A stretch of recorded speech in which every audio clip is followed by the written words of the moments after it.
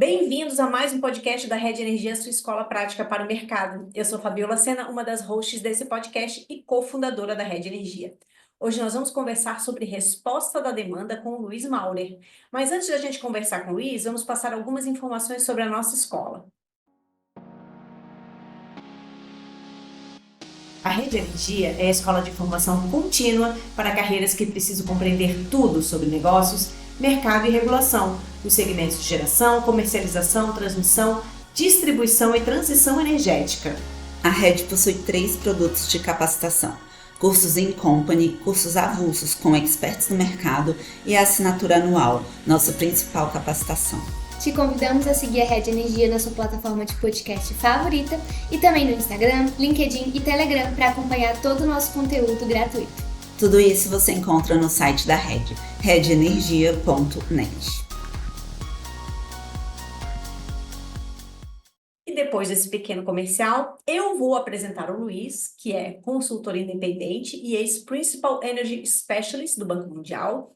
O Luiz tem mais de 45 anos de experiência no setor, é um grande estudioso, um grande apaixonado pelo nosso mercado de energia, inclusive foi gerente do projeto de reestruturação do setor elétrico lá no final da década de 90, quando eu o conheci, mas ele não me conheceu. Eu conheci o Luiz, mas ele não me conheceu.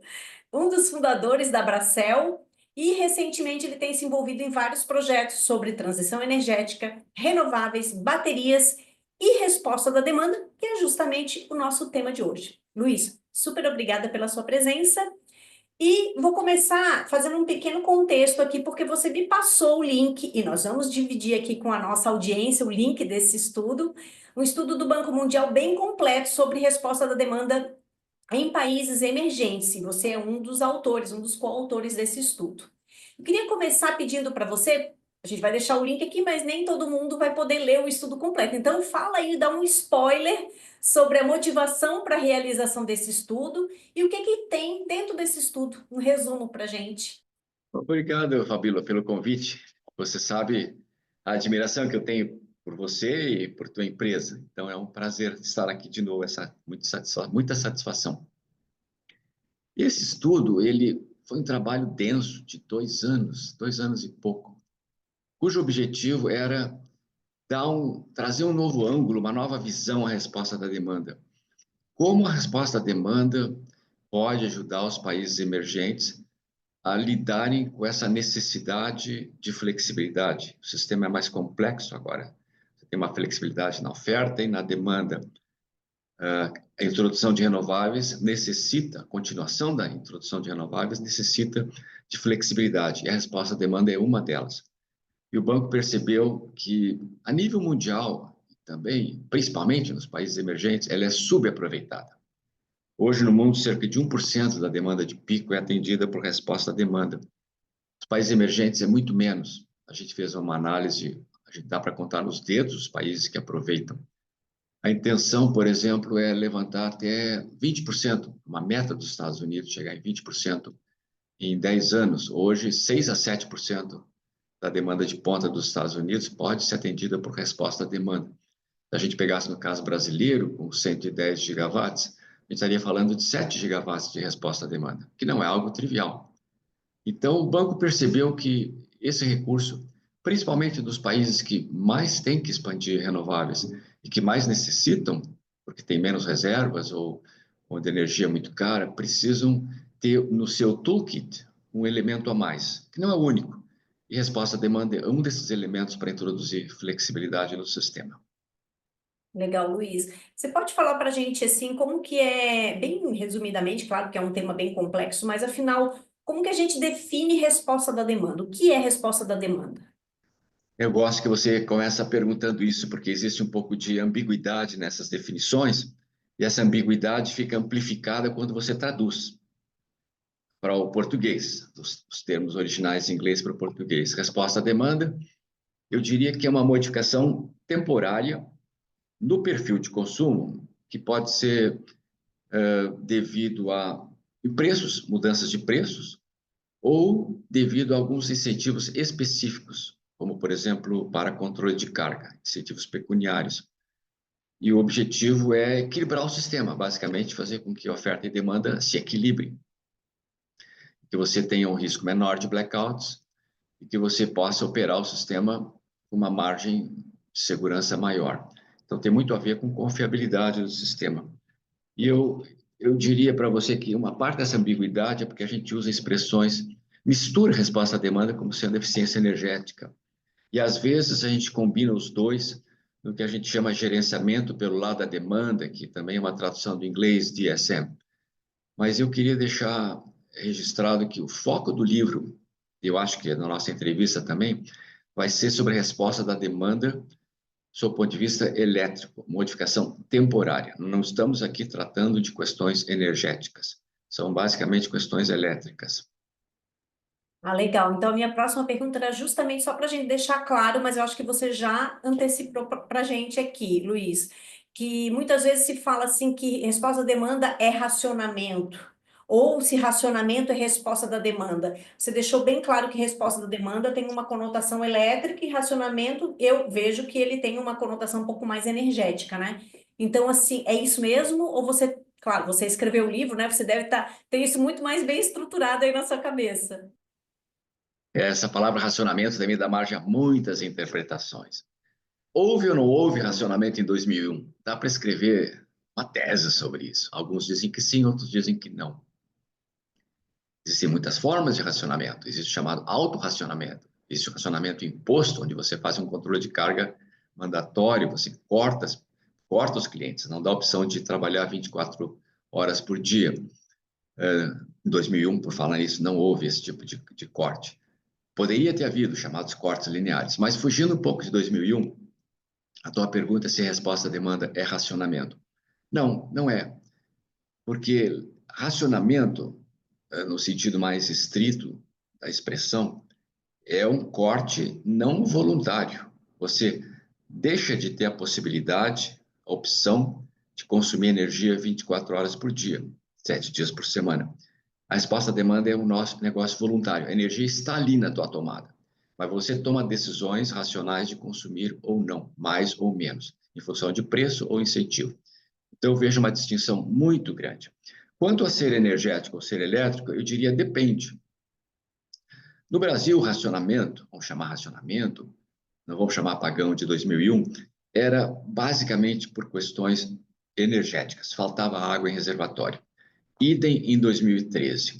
Em 2021, ocorreu uma crise híbrida. O Brasil teve uma necessidade não de racionar, uma necessidade de racionalizar tanto a capacidade elétrica quanto a energia, porque também houve uma crise hídrica. Foi a primeira vez que o Brasil teve as duas crises ao mesmo tempo, até pelo desenvolvimento das renováveis, que deu muito menos flexibilidade. E aí houve necessidade de racionalizar ambos. E a resposta da demanda, introduzida pela primeira vez, de uma maneira estruturada, dentro do nosso Power Pool, que foi a chamada RVD, foi um mecanismo, sim, esse foi resposta à demanda. Esse foi um mecanismo que ajudou a conter ou racionalizar a demanda de ponta. Luiz, e a resposta da demanda, assim, eu ouço, né, sobre resposta da demanda há muito tempo, né? A gente também teve algumas tentativas de regulamentar, você mesmo falou da RVD, né? Então, assim, a resposta da demanda não é algo novo, é algo que a gente já ouve falar há muito tempo. Por que o maior interesse atual no tema que acabou levando o Banco Mundial a dar start nesse estudo? É realmente o fato da penetração dessas renováveis não controláveis ou tem alguma outra razão? De fato, existe há muito tempo. No nosso estudo, a gente detectou que mesmo na cortina, nos períodos da cortina de ferro, já existia sinalizações verde, vermelho e amarelo para os consumidores, assim como existe na França a tarifa Tempo. Então, já existia muito tempo atrás. Nos Estados Unidos, ela começou como uma forma de racionalizar o consumo, crescimento muito grande dos eletrodomésticos, principalmente ar-condicionado. Então, ela já tem uma trajetória muito grande, embora subaproveitada, ela já é muito conhecida. A tarifa horária no Brasil é uma coisa que já existe desde a década dos 80. Mas eu chamaria essa a velha geração da resposta à demanda. Eu digo velha porque ela não se adapta facilmente aos novos tempos. Nos novos tempos, você quer ter uma resposta da demanda ágil e confiável, que o ONS possa chegar e dizer, eu aperto esse botão, isso é quase como despachar uma térmica. No momento que eu apertar esse botão, eu despacho a resposta da demanda. Eu não dependo da boa vontade do consumidor. Vai ser quase autônomo. Quanto mais ágil, quanto mais dependable, vamos dizer, confiável nos olhos do operador, mais valor ela tem. E ela precisa ter esse valor porque ela está agregando flexibilidade em cima de uma demanda líquida que é representada por uma curva de oferta com flexibilidade e com volatilidade, demanda com volatilidade. Ela tem que ser rapidíssima para poder lidar com esses novos desafios. Por isso eu chamo a nova geração.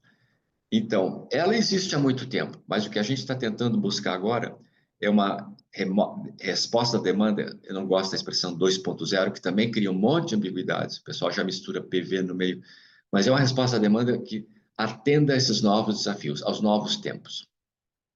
Ô, Luiz, então, se você for fazer um panorama para a gente, que eu imagino que vocês no estudo devem ter ido bem a fundo, né? Desses mecanismos mais, vamos dizer, mais antigos, esses mais novos. Tem aí como você mostrar uma espécie de classificação, categorias de resposta à demanda, mecanismos? Você tem como mostrar uma lista aí para a gente, pelo menos dos principais que vocês estudaram? Sim, existem muitas formas de você classificar a resposta da demanda. Em inglês, a expressão skin the cat. Você pode tirar o pelo do gato de diferentes maneiras. Nós achamos que o mais didático é classificar a resposta à demanda em dois grandes grupos. E aí você tem zonas cinzentas, mas é aquela resposta à demanda via preços e aquela resposta à demanda via quantidades ou incentivos. Via preço, a gente tem no Brasil a tradicional tarifa. Antigamente era ouro sazonal, agora é tarifa horária. Já nas suas expressões azul, verde e branca, para residencial, para pequenos consumidores. Essa é uma resposta à demanda via preço. Existe alguma outra via preço no Brasil? Existe disfarçadamente a resposta à demanda dos grandes clientes livres que estão expostos aos preços, às variações de preço de mercado. Isso supostamente reflete o custo marginal de curto prazo. Seja o comercializador, dependendo do contrato, seja o consumidor, um deles está exposto à variação. E imagina-se que os incentivos estão alinhados para que eles, um ou outro, ou ambos, dependendo do contrato, eles mudem o seu perfil de consumo em função dos preços. Quanto mais volatilidade, mais vai se esperar. Então, isso é tudo no que diz respeito a preço. E tem um outro bloco que diz respeito a quantidades, que o cliente, vou dar um exemplo bem simples, o meu ar-condicionado nos Estados Unidos, eu ofereço à empresa de energia elétrica para que ela o controle. Ela controla, na verdade, o compressor, o ventilador fica sempre ligado. Mas quando existe uma onda de calor, quando existe um momento crítico, a concessionária tem a prerrogativa de fazê-lo. Ela está introduzindo, como se estivesse introduzindo nova capacidade no sistema. Isso, a nível agregado, tem um papel importantíssimo. E a nível de distribuição também, porque você evita uma coincidência de fluxos na mesma zona elétrica, mesma malha de distribuição, porque elas fazem uma diversidade entre ligar o compressor meu e do meu vizinho. Esse é uma resposta à demanda por quantidade. O incentivo é que a cada ano, por exemplo, a concessionária dá um valor. Nova York é $200, no sistema ali de Washington, eu acho que são 60, e a minha concessionária dá 40, algo assim. Um incentivo pecuniário relativamente modesto, e número de intervenções por ano é mínima. Ainda tem a possibilidade de eu fazer o override. Se quiser achar que a casa está ficando muito quente, eu posso baixar a temperatura. Então, isso é uma resposta à demanda por quantidade. Não é aquela ideal ainda. Ideal é aquela que o operador aperte um botão, pum, cortou o compressor e fica desligado pelo tempo necessário. Mas você sabe que é difícil de vender isso. Isso teria que ter um incentivo pecuniário maior. Mas é só uma questão de ajustar preço. A tua pergunta foi quantidade. Esse é um exemplo típico de quantidade. Outro exemplo, que a gente não usa no Brasil, é o contrato interruptível, que é quase a mesma coisa. A concessionária tem com o seu cliente um contrato que permite interrupção e tem um preço mais barato por isso. Também é um incentivo pecuniário, mas é diferente da tarifa de horária, por exemplo, que é uma coisa permanente. Reduzo e tem um preço menor. Essa aqui não, essa aqui eu tenho que provar que eu reduzi consumo, vai ser avaliado e vai ser rápido. por quantidade. Então, pum, apertou o botão. Essa é a geração que a gente está almejando. Aí a minha pergunta agora, Luísa, é justamente isso, né? Você falou sobre a importância de que, na atualidade, essa resposta da demanda ela seja ágil para justamente atender aquilo que ela se propõe, né? E aí eu me questiono aqui, esses mecanismos de resposta da demanda antigos, eles ainda serviriam ou a gente precisa repaginar tudo? Não, eles servem, porque eles continuam cumprindo um importantíssimo papel. Vou dar um exemplo, a tarifa de uso no Brasil, tarifa horária no Brasil. Ela modificou o perfil de carga com benefícios enormes, que se a gente eliminasse hoje e não substituísse por algo equivalente, a gente teria uma concentração muito grande de carga na demanda de ponta, sobrecarregando também o sistema de transmissão. Uma colega que eu admiro muito, Neuza Antunes, calculou que hoje a tarifa horária ainda desloca 10% da ponta dos clientes, que obviamente estão sujeitos à tarifa horária. Então você veja que não pode ser abandonado, que pode ser aprimorado. Aprimorado no sentido de torná-la mais dinâmica. Hoje a tarifa horária é estática, não importa a criticidade do sistema, ela sempre define os intervalos e os preços. Os preços não variam, os intervalos não variam. Ela poderia ser dinâmica, que os intervalos e os preços variassem. O que se chama Critical Peak Pricing, ou Variable Peak Pricing, ou Peak Time Rebates. Tem um monte de nomes que se encontram para isso, mas é que ela dá um dinamismo. A nossa tarifa é estática.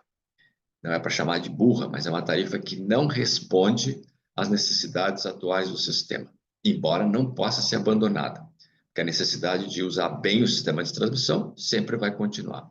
A necessidade de lidar com volatilidade, elemento novo. Tarifa horária é rígida, estática, não lida com isso. É o que a gente tem talvez de mais, assim, que dá um cheiro, né, de situação do sistema é a bandeira tarifária, mas ainda assim não tem a eficiência que eu imagino que vocês identificaram no estudo, né? O estudo ele mostra que o sistema precisa de mais agilidade, mais dinamismo para responder de forma mais imediata, né, a essas alterações, né? É uma boa pergunta. A bandeira tarifária, eu diria que ela tem uma conotação mais energética do que elétrica, porque ela não diferencia esse incremento de preços por patamar horário. Então, pode ser que ela tenha um efeito secundário no consumo de ponta, mas ela não é desenhada para isso. Aliás, já que você tocou nesse assunto, em recente estudo feito pela EMAIS, Transição Energética, Barata, Paulo Born e eu fizemos um estudo para a EMAIS Transição Energética, em que a gente mostrou quão ineficiente é o mecanismo de bandeiras como mecanismo de racionalização de consumo. Muito ineficiente. E aí nós comparamos esse mecanismo com o mecanismo que foi usado em 2001, o chamado, que era quase um cap and trade. Foi fixada uma meta e você tinha penalidades, incentivos muito fortes no entorno dessa meta, plus or minus dessa meta. Nós mostramos que esse sistema de preço, que na verdade é um sistema de preço, é muito mais eficiente que a bandeira tarifária, que penaliza todo o perfil de consumo. Mas aí nós já estamos entrando nos aspectos energéticos. Isso já foge ao campo de resposta à demanda. Ô, Luiz, Nós foge. chamamos, nesse texto, nós chamamos participação do consumidor como um termo abrangente, que é o consumidor Legal. atuando para racionalizar energia e racionalizar ponta. Mas continuamos reservando a expressão resposta à demanda para situações elétricas, embora a gente sabe que é usado com frequência e com ambiguidade. Legal, Luiz. E aí, eu vou fazer aqui um pequeno parênteses. Esse estudo que vocês fizeram para o EMAIS está lá no site do EMAIS? Ou é um estudo restrito? Está no site demais, então, Ah, então vamos dois, deixar aqui também para nossa audiência, porque embora não seja resposta à demanda, é primo ali, né? A gente um primo próximo, né? Porque tudo aquilo que envolve o consumidor, o pessoal aqui vai querer saber. ele tem um interface, ele é público, está no site demais. Ele tem um interface com resposta à demanda, porque a encomenda foi analisar as 3 últimas crises de energia no Brasil. Energia aqui no sentido bem amplo. A gente olhou 2001, 2023, 2020, 2023, não, 2001, 2013 e 13 e 2021. 21. Com diferentes durações, diferentes impactos. E a de 2021 tem um componente elétrico e energético. E a gente não poderia falar em 2021 sem falar em RVD. RVD, sim, essa é a resposta à demanda. Então, o estudo é focalizado muito nos aspectos energéticos, que as 3 crises tiveram esse componente em comum, mas dá uma pincelada em resposta à demanda e tem um anexo de resposta à demanda. Então, fica aqui a propaganda para a Rosana e a sua equipe. Não, o EMAIS, eu sou super fã, sou conselheira lá no EMAIS, né? Então, eu sou suspeita aqui para falar. Vamos deixar também o link do estudo, então, para a nossa audiência. Muito legal, Luiz. Luiz, agora a gente queria saber o seguinte: o Brasil especificamente, como é que a gente está nesse cenário? A gente está avançado, a gente está atrasado? Imagino que vocês fizeram um estudo para países emergentes. Um dos países emergentes mais importantes é o Brasil, né? Como que a gente está aí no cenário internacional? De fato, nós tivemos essa curiosidade e nós olhamos em particular os BRICS, exceto Rússia, que a gente não encontrou nada muito, muito relevante, informações não estão muito, muito disseminadas. Imaginemos que daqui para frente a coisa melhore. Então, nós olhamos os BRICS, olhamos Brasil, Índia, China e África do Sul. E olhamos como estão indo esses países, para onde eles estão caminhando, o que eles já têm. Alguns têm coisas muito a nível de estado, província, outros a nível federal. Então, a gente teve que fazer uma comparação, não digo imprecisa, mas uma comparação difícil, porque se você fala Índia tem vários estados, China tem várias províncias, Brasil é muito federativo, África do Sul, super centralizado, uma empresa. Então, guardadas essas restrições, feita essa ressalva, nós olhamos vários atributos de resposta à demanda nesses países, tanto quanto a preço, quanto a quantidade. Como estão, há quanto tempo usam, sucesso, como estão olhando para frente, etc, etc. Isso está mapeado no estudo, vários atributos. Tentamos fazer um ranking, mas é muito complicado no banco fazer um ranking. O banco não gosta de ranking, porque os países ficam chateados. Puxa vida, por que eu fiquei nessa posição e não naquela? Quando nós circulamos nosso primeiro ranking entre os 4 países, eles sempre reclamam, puxa vida, mas eu sou melhor aqui, aí muda a posição relativa.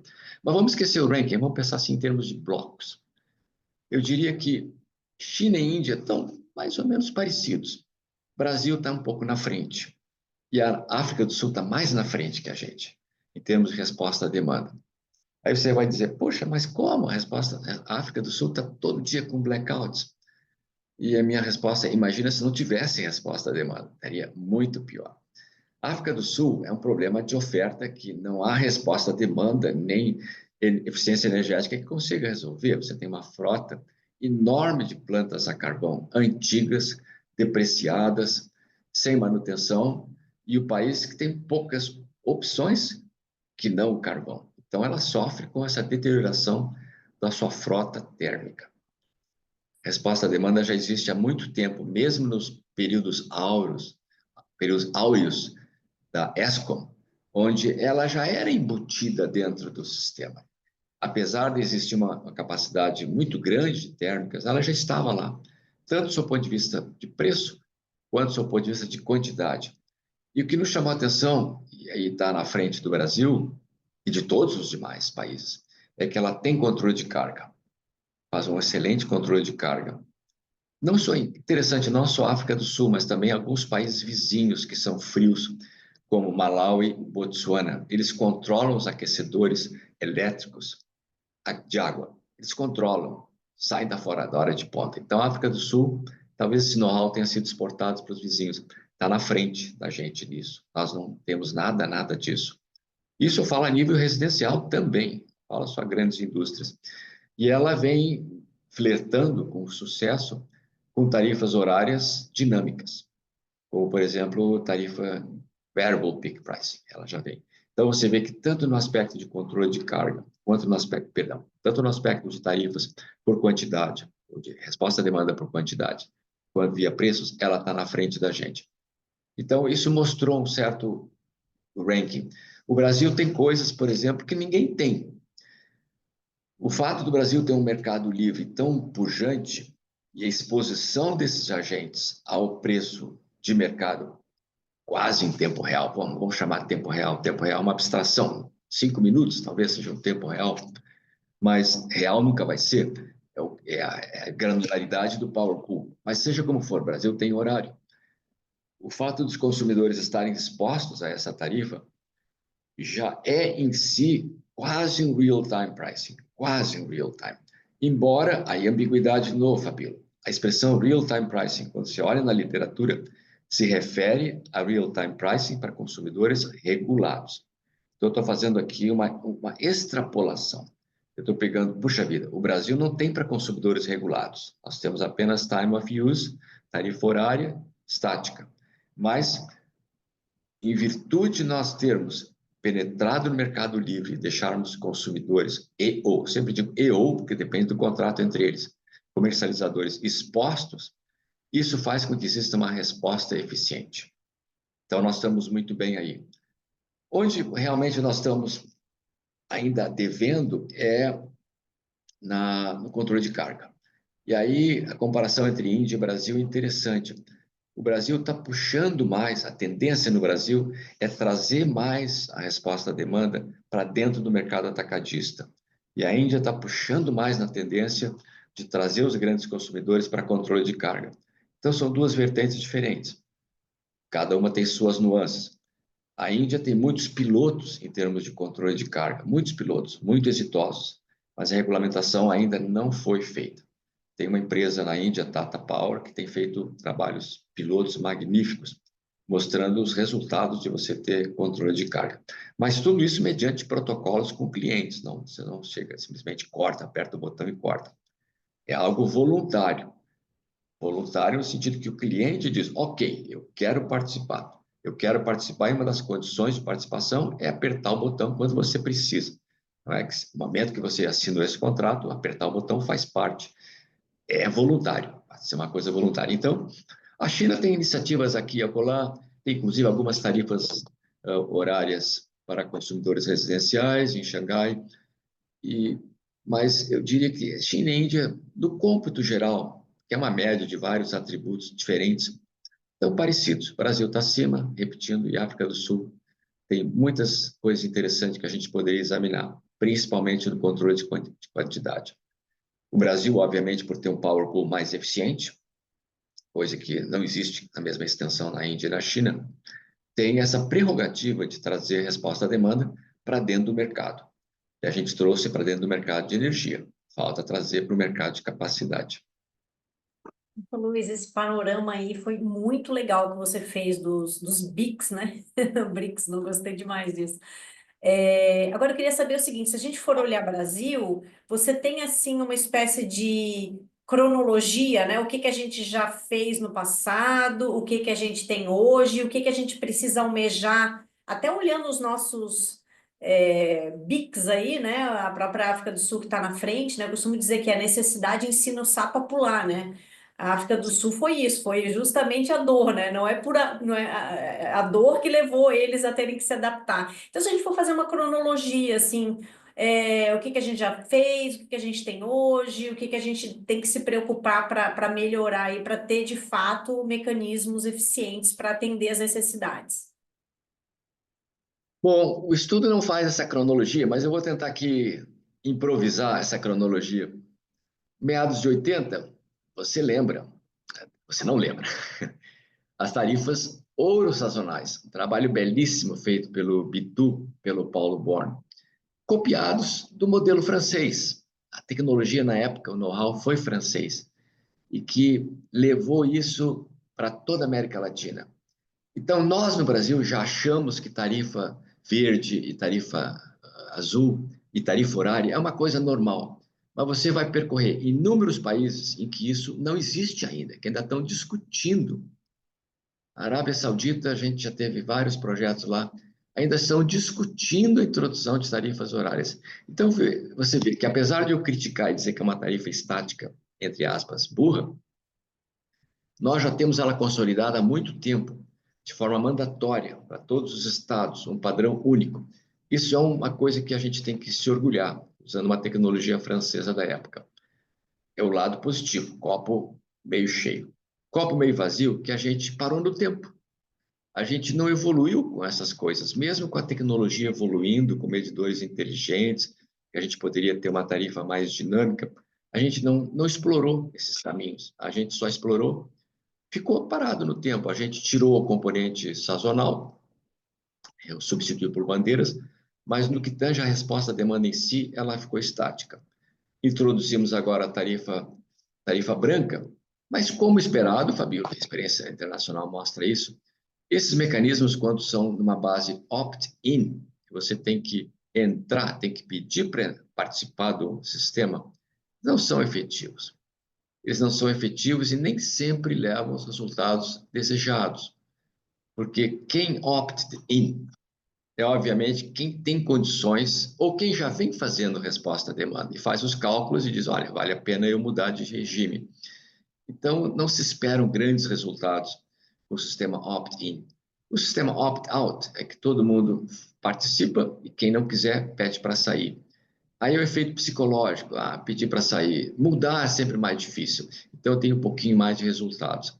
Mas, na verdade, teria que ser um negócio por default. Você participe, como é a tarifa verde, a tarifa azul, não? Então, a introdução de tarifa branca, apesar de ter ampliado muito o leque de consumidores, tremendamente, os resultados não foram e nem deveriam.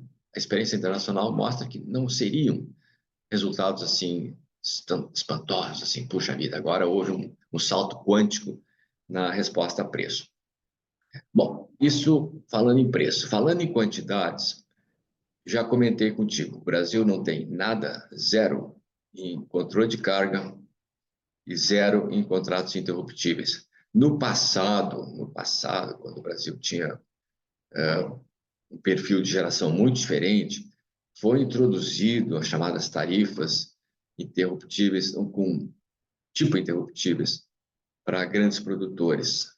E foram temporárias, apenas para estimular a produção, porque o Brasil tinha excesso de capacidade. Essa realidade agora mudou, era um excesso de capacidade energética, que a gente construiu um monte de plantas, então queria estimular o consumo.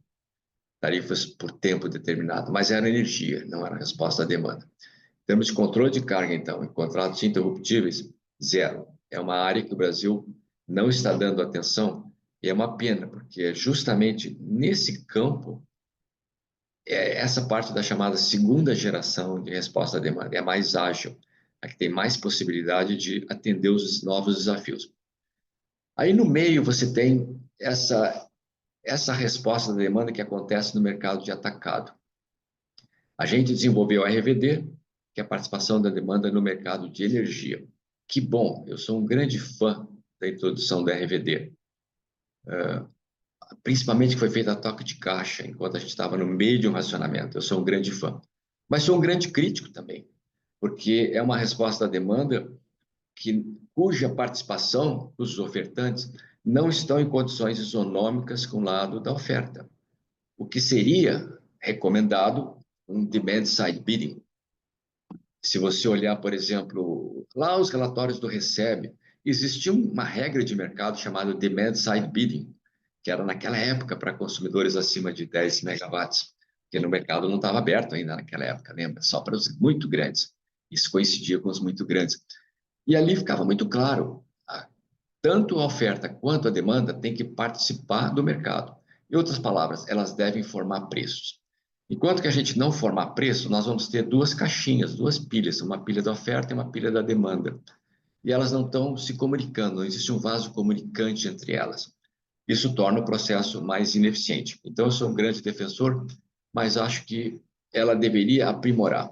Ela não parou no tempo. A ANEEL deu comandos claros. Vamos continuar para ver como é que ela pode ser aprimorada no mercado de energia, como é que a gente introduz agora algo que simule essa resposta à demanda por disponibilidade, que já é um caminho na direção certa. Você está indo já nesse caminho de dizer, puxa vida, senhor ofertante, você fez uma oferta de redução de carga no dia anterior, na semana anterior. Quando chega no real time, você tem que cumprir. e você está recebendo um encargo, como se fosse um encargo de capacidade de uma planta merchant.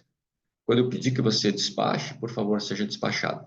Então, eu vejo que o INS está caminhando nessa direção. Por enquanto,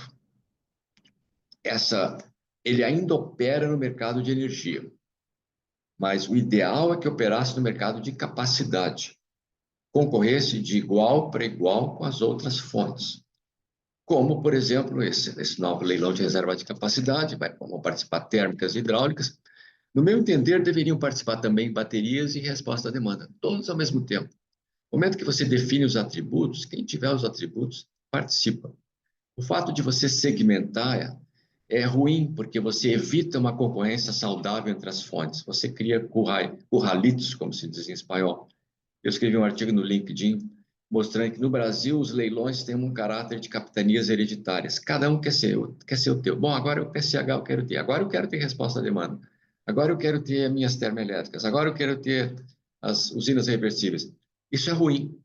A gente é o rabo abanando o cachorro. É o atributo que tem que definir quem participa.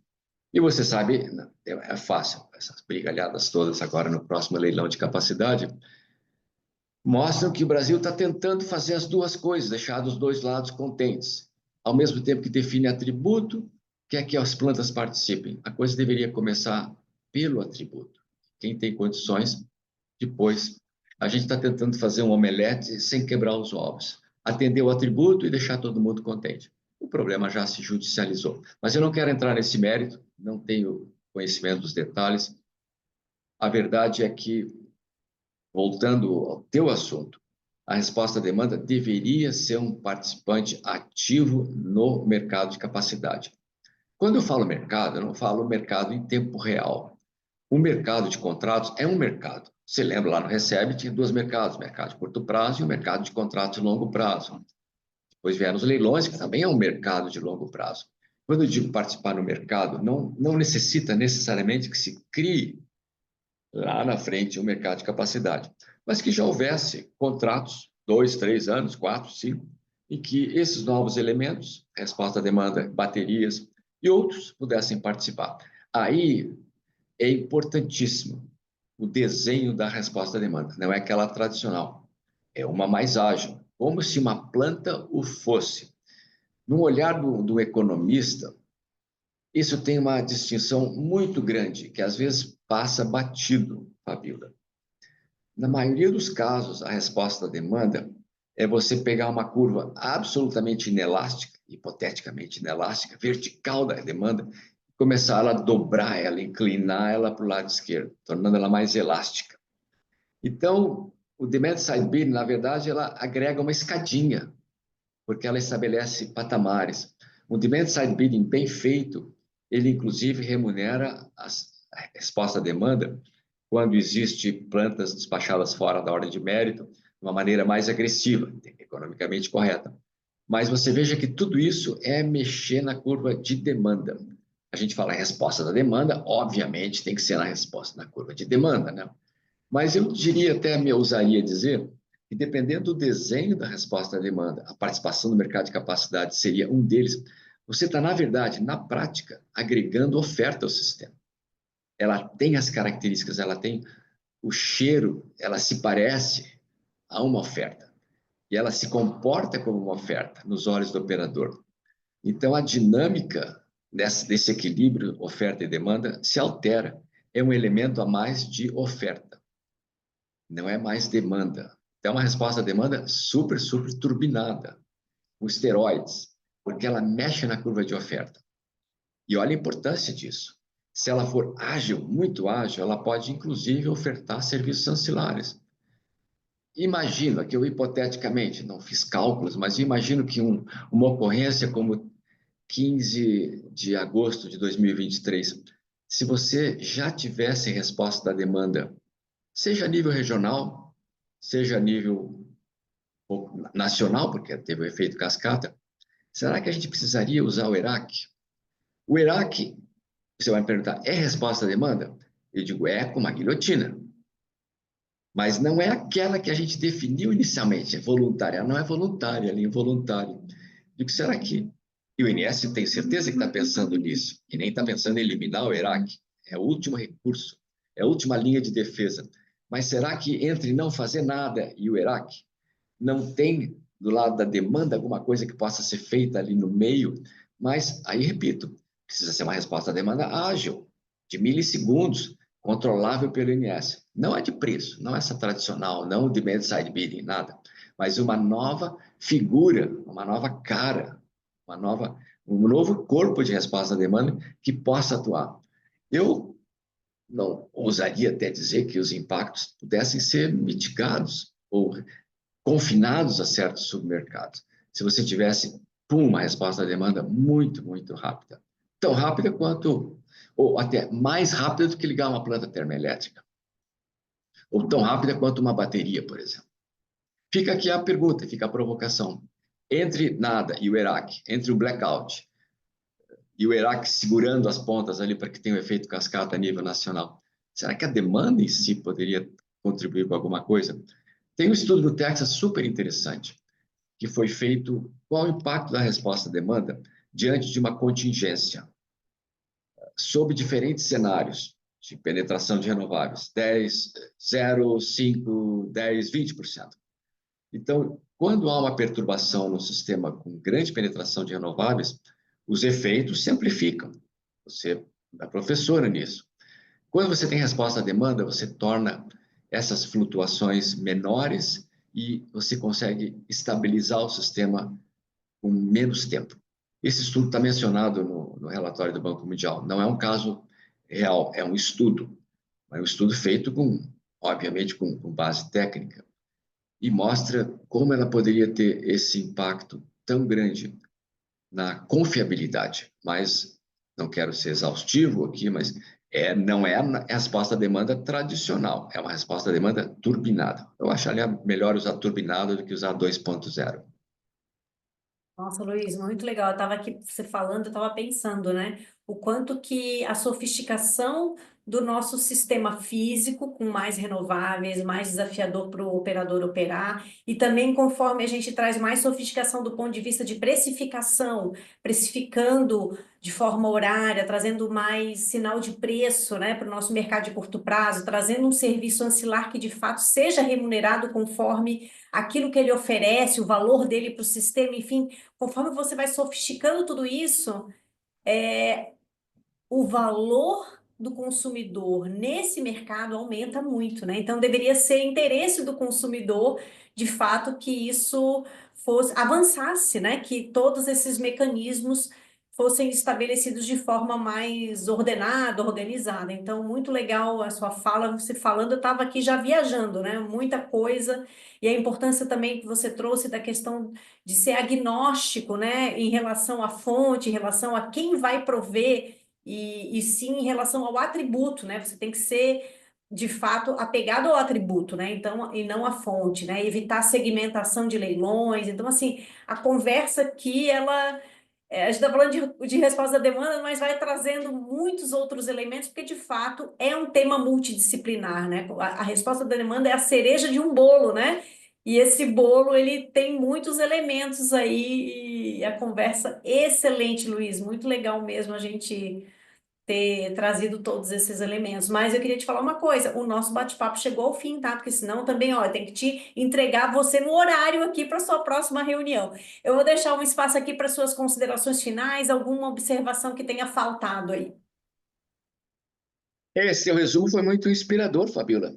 Mais do que a cereja do bolo, ela é parte do bolo. E também a cereja do bolo. Mas ela tem que ser vista como parte do bolo. Ela não é algo que a gente tem que pensar quando tem uma crise. Ela é algo que tem que estar embutido nos processos. Não é algo que a gente tenha, puxa vida, a resposta à demanda é porque algo falhou no planejamento. Não, tem que estar embutido. Então, eu concordo contigo. Mas como conclusão final, assim como mensagem final, eu diria que existem muitas matizes de resposta à demanda. Nem todas são criadas de uma maneira igual. Elas tiveram um importante papel no passado, ainda têm, e nesse nosso novo sistema mais complexo, mais volátil, mais errático, mais imprevisível, a resposta à demanda é, não o único, mas um elemento de flexibilidade muito importante. mas não o tradicional, não aquele que a gente está acostumado à tarifa horária. Esse não tem flexibilidade. Flexibilidade aqui, essa palavra tem sido muito usada e às vezes com uma certa ambiguidade, que eu digo é que ela esteja disponível quando necessária e com confiabilidade para o operador. E operador aqui entende-se ou o NS, a nível de mercado atacadista, ou um DSO, que vai fazer controle de carga a nível de distribuição. Então, ela pode operar nos dois níveis. Então, eu digo, ela tem que ser dependable e ágil. Ágil para lidar com essas flutuações malucas na nossa demanda líquida. E ela pode fazer isso de uma maneira muito eficiente, racionalizando. E dependable, porque o NS não pode contar na hora H, na hora que for feito o despacho físico em tempo real, não pode contar se o consumidor vai se autodespachar, vamos dizer que é o consumidor que se autodespacha e reagir a preço. Tem que ter uma coisa muito confiável. Então, eu acho que o Brasil está olhando na direção certa, caminhando na direção certa.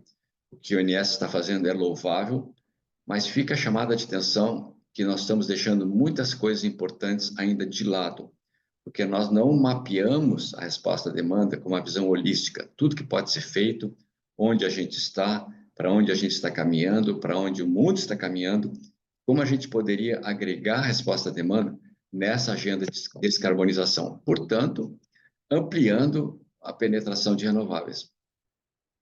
Muito bom, Luiz. Foi excelente o nosso papo. Agradeço demais e você sabe que as portas aqui da nossa escola estão sempre abertas para você. E antes de me despedir, vou deixar aquele recadinho final. Se você gostou aqui do podcast com o Luiz, dê aqui o seu joinha, suas 5 estrelas. O Luiz tem um outro podcast gravado aqui com a gente, junto com a Joísa, que também está muito legal. Então, assim, aproveite porque o nosso conteúdo é gratuito e quando você avalia o nosso conteúdo, ele espalha, né? Chega a mais pessoas aí do mercado de energia. Muito obrigada e até a próxima. Obrigado, Fabíola. Prazer falar contigo. Um abraço. Este foi mais um episódio do Redcast, que também está disponível no YouTube e na plataforma da Red Energia. Acompanhe o Redcast na sua plataforma favorita e receba uma notificação sempre que adicionarmos um novo episódio. Se você gostou desse episódio, não esqueça de compartilhar e deixar um comentário ou avaliação. Até a próxima!